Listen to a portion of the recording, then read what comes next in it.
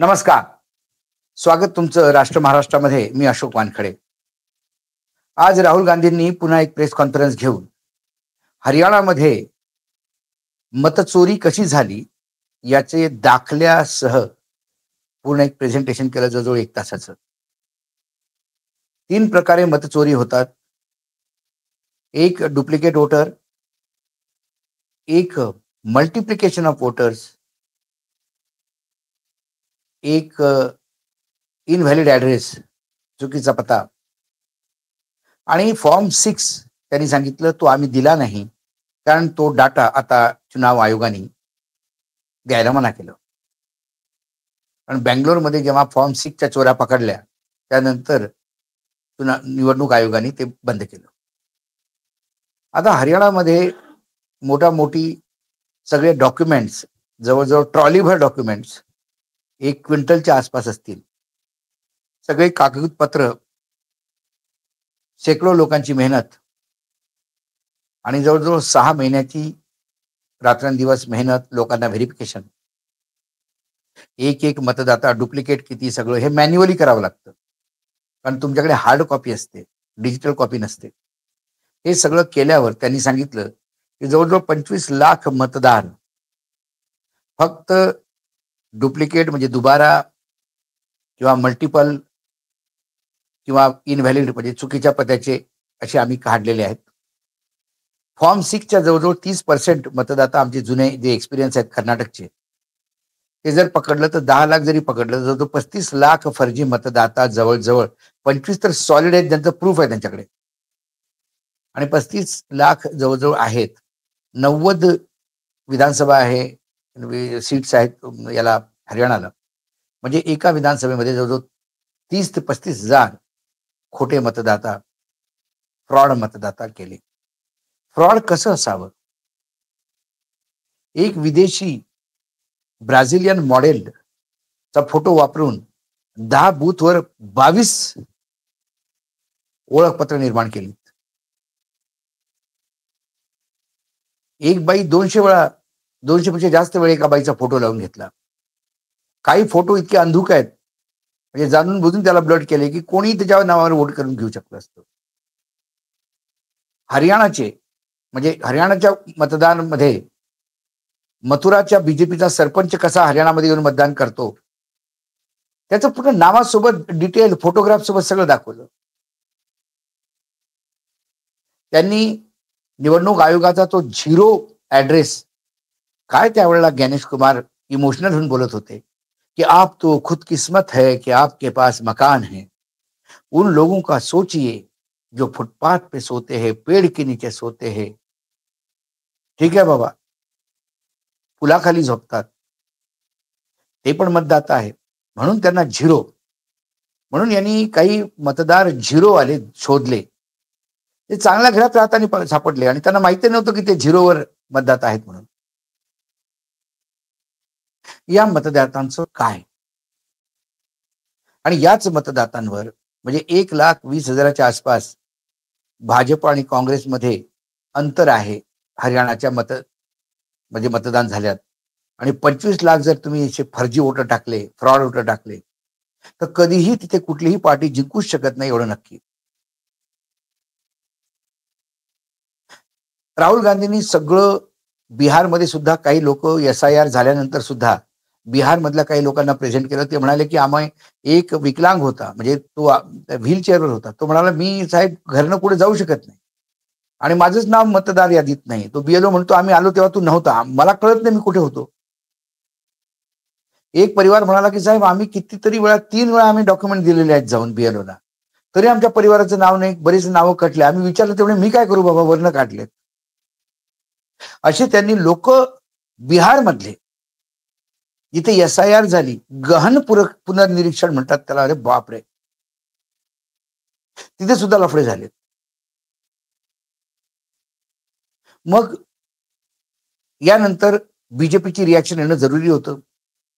किरण रिजिजूजी राहुल गांधींनी उचललेल्या एकाही प्रश्नावर उत्तर न देता काहीतरी बरगळले.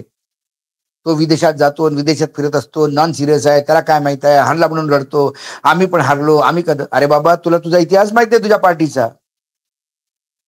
तुम्ही युपीएच्या काळी जेव्हा तुम्ही हरले त्यावेळी तुम्ही ईव्हीएमच्या नावाने किती ओरडत होते. नरसिम्हा जो तुमचे नेता आहेत त्यांनी एक पुस्तक लिहिलं होतं ईव्हीएमवर.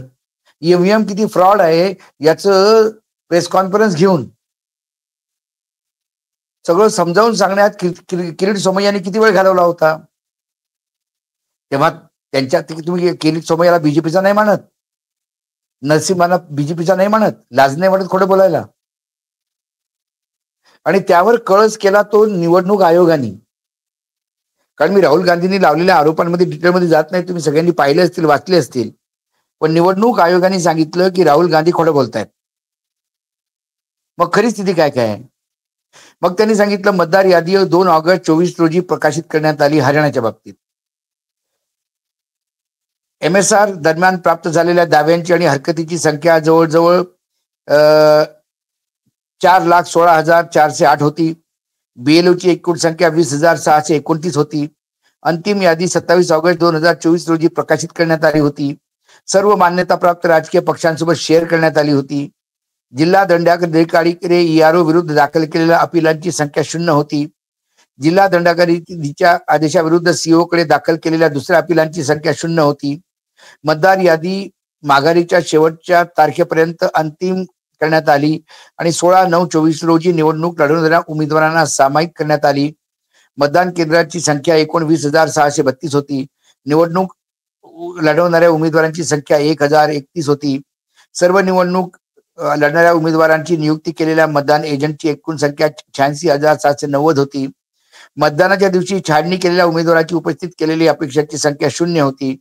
मतमोजणीसाठी सर्व उमेदवारांची नियुक्ती केलेल्या मतमोजणी संख्या 10,180 होती. मतमोजणीच्या दरम्यान निवडणूक अधिकाऱ्यांना प्राप्त झालेल्या तक्रार 5 होते. निकालात 8/10 रोजी जाहीर झाला. निवडणुकाला आव्हान देणाऱ्या निवडणूक याचिकांची संख्या 23 होती. आता मला तुम्ही सांगा, राहुल गांधीने जे प्रश्न विचारले त्यात पहिला पॉइंट ठीक आहे, तुम्ही शेअर केली, पण कुठली मतदाता सूची शेअर केली? कागदी. आता तुम्ही सांगा, राहुल गांधीच्या शेकडो लोकांच्या टीमला 6 महिने लागले एक एक एंट्री पाहायला. त्यावेळेला तुम्हाला इतका वेळ असतो का की तुम्ही त्या सगळ्या अशा पाहत जाल 6 महिने? एवढा वेळ तुम्ही देता का? अहो, SIR करता त्याला तुम्ही 1 महिना वेळ देता. तुम्ही डिजिटल कॉपी का नाही शेअर करत? डिजिटल कॉपी तुम्ही शेअर करा, अर्ध्या तासाच्या आत तुम्हाला डुप्लिकेट मतदाता किती आहे त्याची कंप्लेंट मिळेल. पण लाज वाटते का निवडणूक आयोगाला डिजिटल कॉपी देताना? कारण त्यांना चोरी करायची आहे, त्यांना हे फ्रॉड करायचं आहे म्हणून डिजिटल देत नाहीत. आणि वर त्याच्यानंतर दाव्यांची संख्या एकूण 4,16,000 ती होणारच, रेग्युलर रुटीन मध्ये आहेत.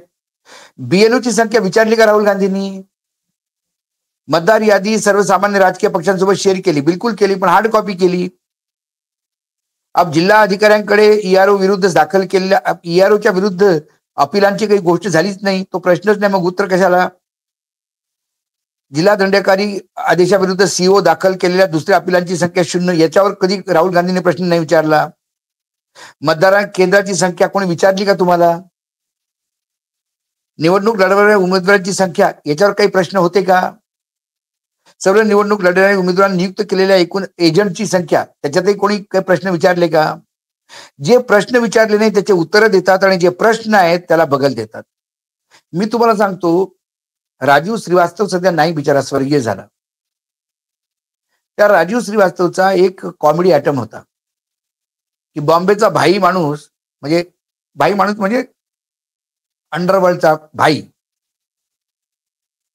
तो भाईगिरी सोडून संत बनायचा प्रयत्न करतो. मग तो जबरदस्ती सगळ्या लोकांना घेऊन उभा करतो आणि आता तो रामायणावर बोलणार म्हणून सगळ्या श्रोत्यांना उभा करतो तो. आणि मग तो भाई बोलायला सुरू करतो की रावण उधर से आयला है, इधर से अर्जुन बाण मारेला आहे. एक जण म्हणतात की अरे साहेब, ते रावणाला रामाने मारलं, अर्जुन महाभारतात होता. ए तेरे बाप का क्या जारेला है? हाँ, रावण को अर्जुन मारेगा, तेरे बाप का क्या जारेला है? ए इसको खोपचे में ले रे. सुंदर आयटम आहे तो. निवडणूक आयोग म्हणजे ते चित्र डोळ्यासमोर ठेवा. तो भाई म्हणजे निवडणूक आयोग आहे. आणि प्रश्न विचारणारे हे श्रोता आहेत की साहेब ते ब्राझिलियन मॉडेल कसं काय तुम्ही 10 मतदारसंघात म्हणजे 10 बूथवर 25 तिचे कसे काय कार्ड बनलेत. ए टोटल उम्मीदवार इतना लड़ रहा था. वो सुनो पहले. नहीं लेकिन वो ब्राजीलियन का क्या, वो ब्राजीलियन मॉडल का क्या हुआ. इसको खूप मिले. झूठ बोलता है. तमाशा लावलेला आहे. लोकसभा निवडणुकीनंतर जर विधानसभा निवडणुकीमध्ये एकदम यू टर्न झाला तर तो लाडक्या बहिणींमुळे झालेला नव्हे. महाराष्ट्राच्या बहिणींवर विश्वास आहे आमच्या, त्या विकल्या जाणार नाहीत.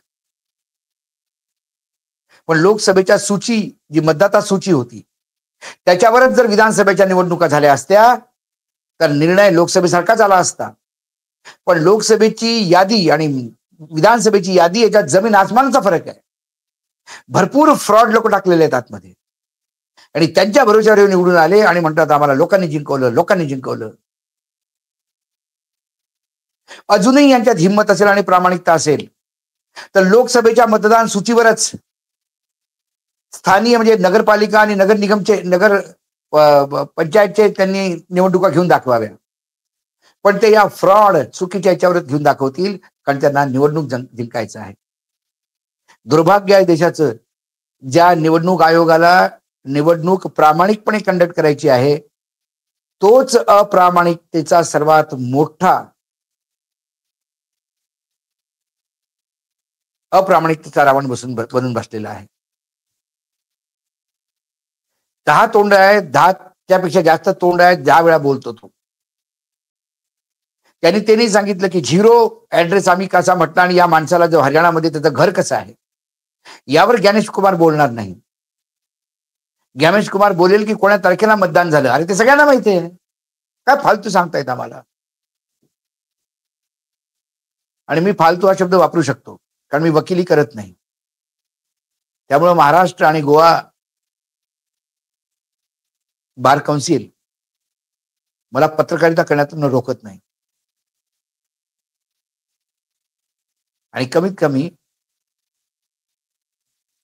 जी एडिटर्स गिल्ड किंवा काउन्सिल आहे पत्रकारांची ती अजून सत्तेच्या मांडीवर बसलेली नाही.